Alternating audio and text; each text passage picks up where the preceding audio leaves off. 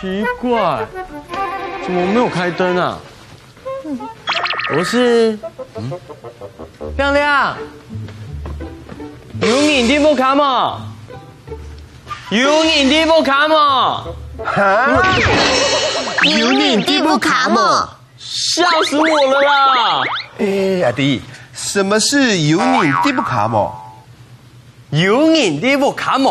就是有你的不卡吗？就是有人在家吗？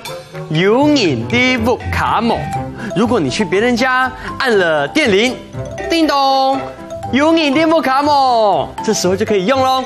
现在我们一起念一遍：有你的不卡吗？有你的不卡吗？都好。你们两个为什么要这样吓我啊？我们哪有吓你？我看你是有近视哎。我们两个刚刚一直都在那边，是你没看到吧？怎么可能？我怎么可能近视啊？我每天都有去接近大自然，看那些绿色植物，怎么可能会近视嘛？对啊，博士，为什么人会近视啊？哦，因为我们的眼睛啊，就像是一台望远镜。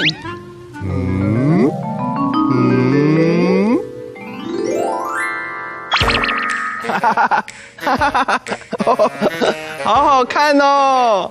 啊，主人越靠越近了。快点调整焦距。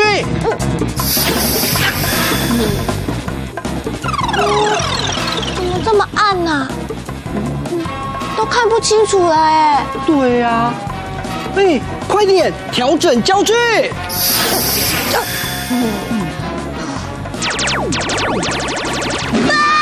主人一直在滑手机。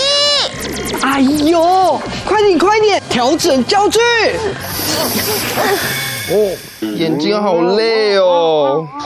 我们也好累哦。我们的眼睛就像是一台灵活的望远镜，可以自动调整焦距，看远看近。但是啊，如果不正常的使用啊，调整焦距就会失去正常的状态，最后啊就会变成近视哦。原来如此。那博士，我们要怎么预防近视呢？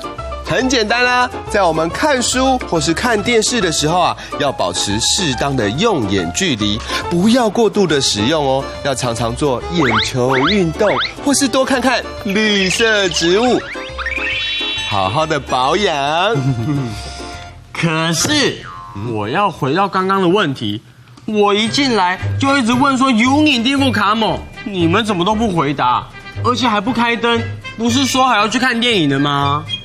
那个人家不想去了。我是说阿迪啊，你要看那个恐怖片，博士我是有点害怕。不是啊，我们都讲好了耶，而且你们两个现在不去，我一个人去看也会怕。哈，你也会怕？哦，你真的很奇怪，又怕，然后又爱看。哎呀，我看啊，我们还是去户外走走，看看绿色的植物，好好保养我们的眼睛。我们去看油桐花。好啊，走。怎么了？踩到我的脚了。百岁啊，哎呦，还好吗？慢慢走啊。贝贝。